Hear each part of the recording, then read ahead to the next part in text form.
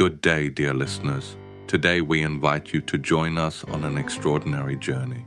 A journey filled with rich history, vibrant culture, and a deeper understanding of a people whose story stretches across centuries. Our focus will be on one of the oldest and most captivating nations, the Roma. Together, we'll uncover why the Roma don't have their own country, despite having their own proud flag and a moving anthem. And in our final chapter, we'll discuss why it's so important to use the respectful term Roma instead of other, often hurtful and incorrect words like Gypsy.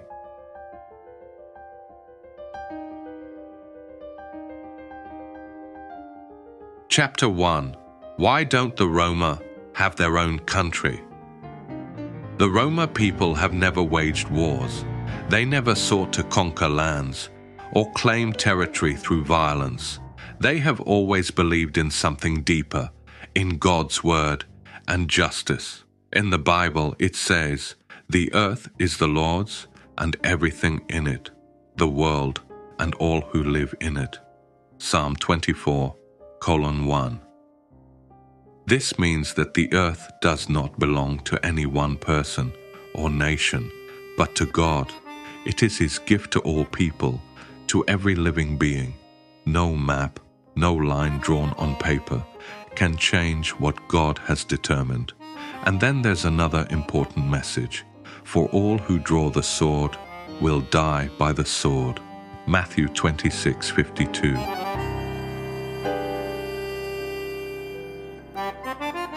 These are not just empty words. They are a warning. What is gained through violence will not last. What is conquered with blood will one day be washed away by more blood. The Roma people understood this.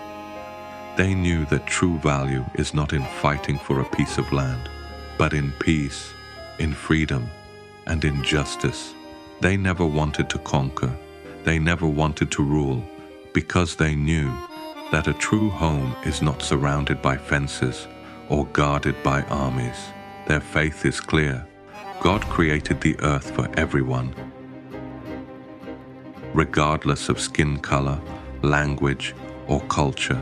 And so, the Roma accepted the world as their home. They are at home, wherever they can live freely, where they can be with their families, where there is respect and dignity. You might now be asking yourself, but wouldn't it be better to have their own state, their own government? The answer lies in these words from the Bible. Blessed are the peacemakers, for they will be called children of God. Matthew 5:9. The Roma chose the path of peace, and perhaps that's why they have survived so many storms, so much injustice, and so much pain, because they knew that what is gained through violence will never bring true peace or a lasting home. And so, dear listeners, when someone asks you, why don't the Roma have their own country? Answer simply, because the Roma believe that the earth belongs to everyone, that borders and wars are not the way to a true home, and that a real home is where peace reigns, where there is respect, and where God's words hold true. The earth is the Lord's, and everything in it. Psalm 24:1.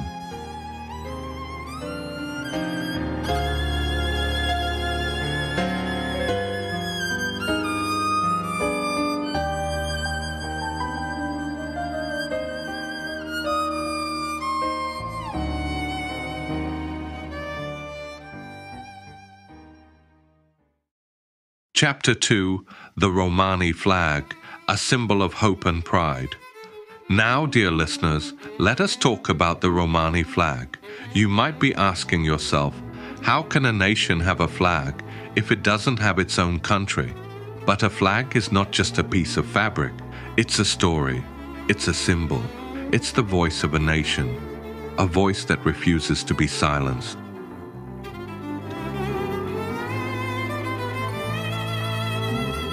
The Romani flag was born in 1971 at the First World Romani Congress in London. It was a historic moment.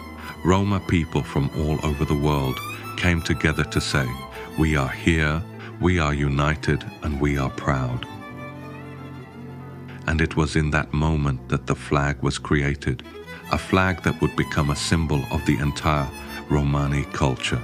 At the top of the flag is blue, symbolizing the sky, infinite, free, and faithful, for Roma, who have always lived under the open sky. Blue represents hope and freedom.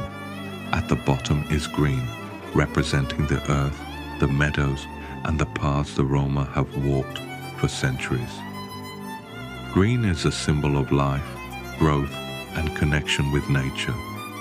And then, in the center, there is the red wheel. But it's not just any wheel, it's a wagon wheel, a symbol of eternal movement, travel, and an endless journey toward freedom. But do you know what else? The red color also represents blood. Blood spilled over centuries of persecution. Blood shed during the Holocaust, when thousands of innocent Roma lost their lives in concentration camps. And so, this flag is not just a piece of cloth fluttering in the wind. It's the story of a nation that never lost its dignity. It's proof that identity is not bound by lines on a map, but by lines in the heart. The Romani flag is not the flag of one state. It is the flag of all Roma across the world. And when it waves in the wind, it's as if it whispers, "We are here, we are strong, and our story continues." So, dear listeners, the next time you see a blue-green flag with a red wheel in the center, remember this story, because this flag is not just a symbol of a journey. It is a symbol of hope, and hope is something that never fades away.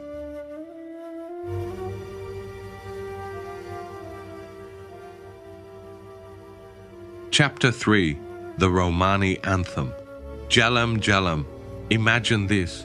The Roma, even though they don't have their own country, have a flag, as we already know. But it doesn't end there. They have something else, something incredibly powerful and significant, their anthem. Yes, even a nation without its own state can have a song that transcends borders, time, and language. The Romani anthem, Cīlem, cīlem, is not just an ordinary melody. It is the voice of a nation, speaking to anyone who listens. Its words and melody carry a story of pain, courage, and hope.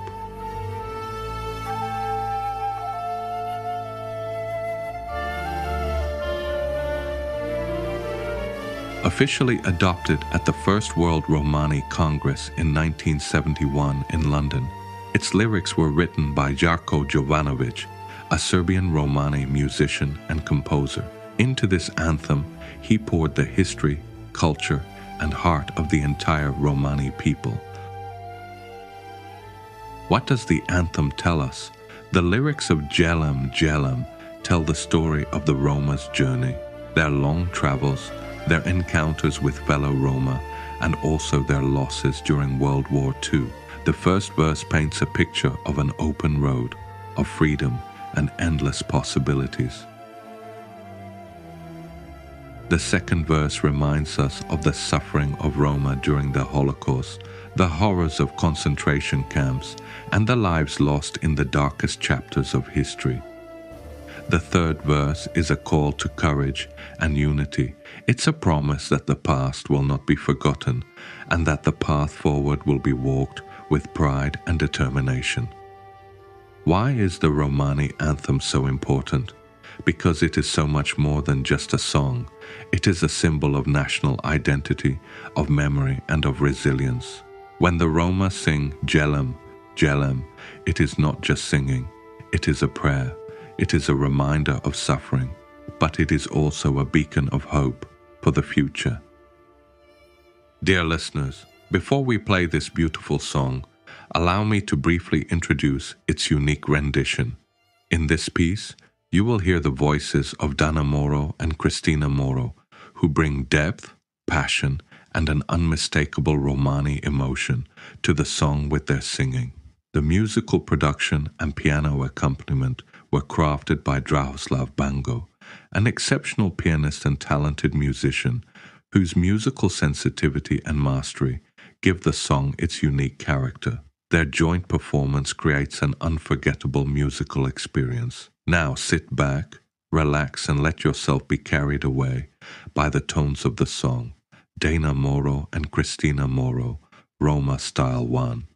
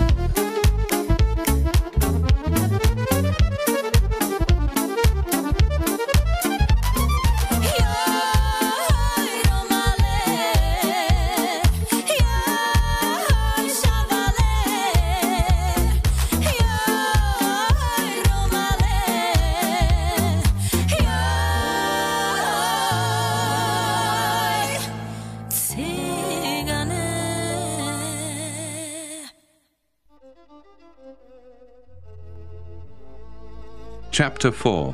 Why we say Rom and not other terms. We have reached the final chapter of our story.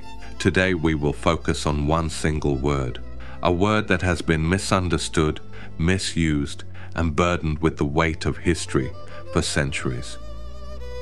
Why don't we say Gypsy, but rather Rom? This word has its own story, and that's the story we'll now share together. Long ago in the medieval Byzantine Empire, there was a group of people called Athinganoi. In Greek, this word meant untouchable, or those whom you must not touch. When the Roma people arrived in Europe, they were mistaken for this group, and so from the original Athinganoi, the word Gypsy emerged.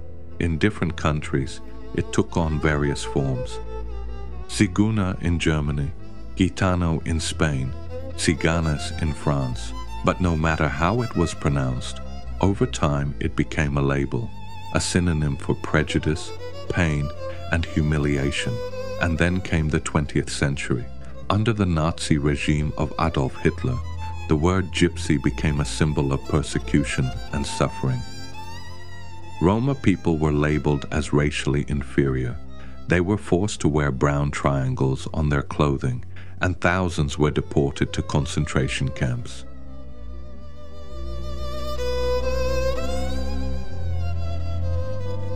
They suffered from hunger, disease, and many never returned home. After the war, as the world began to heal its wounds, the Roma people realized one fundamental truth. We need our true name. In 1971, at the First World Romani Congress in London, a historic decision was made. From now on, we will call ourselves Roma. The word Rom means human. It is a simple yet powerful word, a word that carries dignity, respect, and the right to exist without prejudice. Why does this matter so much? Because words have power. They can hurt but also heal. They can divide but also unite. When someone says Gypsy, they unknowingly open doors to stereotypes and old wounds. But when they say Rome, they see a person. They see mothers, fathers, children. They see stories, traditions, and culture. They see a human being with their own pride and history. And that's the difference. Words are not just sounds. They are bridges and swords. And when we say Rome, we choose a bridge to understanding, respect, and a better world.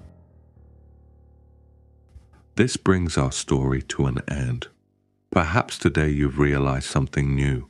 Perhaps you've remembered something important. But the most important thing is to know that words create the world we live in, and each of us has the choice to decide which words we will use.